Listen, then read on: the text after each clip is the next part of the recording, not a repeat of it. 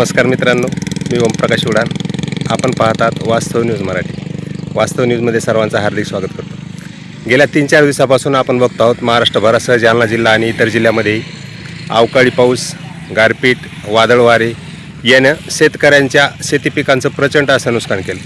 त्यामध्ये आपण जर आता बघितलं तर रब्बी हंगामातील गहू असेल, ज्वारी असेल, बाजरी असेल, टरबूज असेल, कांदा असेल, या सगळ्या पिकांचं अतोनात असं नुकसान झालं आणि प्रत्येक वेळा नुकसान झालं की शासनाकडून दंडी देण्यात येते, पंचनामा करण्यात येईल आणि त्याची नुकसान भरपाई देण्यात येईल. परंतु यासाठी कित्येक महिन्याचा कालावधी लोटला जातो, तरीसुद्धा शेतकऱ्यांच्या खात्यावर तात्काळ ही नुकसान भरपाई मिळत नाही आणि तीसुद्धा तुटपुंजी मिळते, असा आरोपही शेतकऱ्यांच्या तोंडून होताना आपल्याला दिसून येते.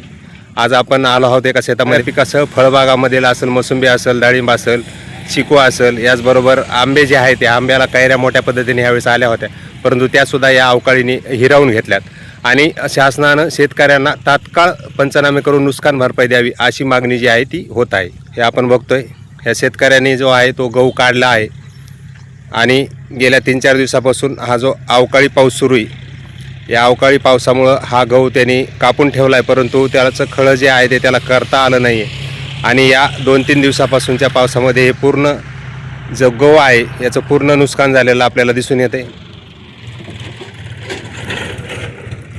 महाराष्ट्रभरासह जालना जिल्हा, घनसावंगी तालुका, अंबड तालुका, बदनापूर, मंठा, परतूर या सर्व तालुक्यामध्ये शेतकऱ्यांचं अतोनात असं जे आहे ते नुकसान झालेलं आपल्याला दिसून येते. पावसानं शेतकऱ्यांच्या कापलेल्या गव्हाचं नुकसान झालंच आहे, परंतु जो शेतामध्ये उभा गहू आहे तो सुद्धा अशा पद्धतीने या वादळ वारे, गारपीट आणि पावसामुळं आपल्याला झोपलेला दिसून येतो.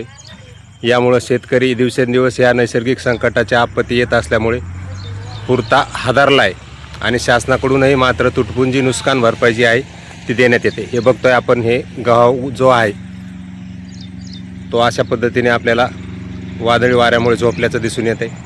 अशा पद्धतीने शेतकऱ्याचं फार मोठं नुकसान जे आहे ते झालेलं आहे. या अवकाळीमुळं शेतकऱ्यांच्या ज्वारी पिकाचं सुद्धा अतोनात असं नुकसान झालं आहे आणि ही काढणीस आलेली ज्वारी जी आहे ती या वादळी वाऱ्यामुळे आणि पावसामुळं पूर्ण जमिनीवर झोपल्याचं आपल्याला दिसून येते. अशा पद्धतीने शेतकऱ्याच्या रब्बी पिकासह फळबागा, केळी, मोसंबी, आंबा, कांदा या सगळ्या पिकाचं जे आहे ते अतोनात नुकसान झालं आहे. यामुळे शासनानं तात्काळ पंचनामे करून तात्काळ नुकसान भरपाई देण्याची मागणी जी आहे ती शेतकऱ्यांमधून होते. त्याच घटना आणि घडामोडीसाठी वास्तव न्यूज मराठीला सबस्क्राईब करा, लाईक करा, कमेंट करा, शेअर करा व फॉलो करायलाही विसरू नका.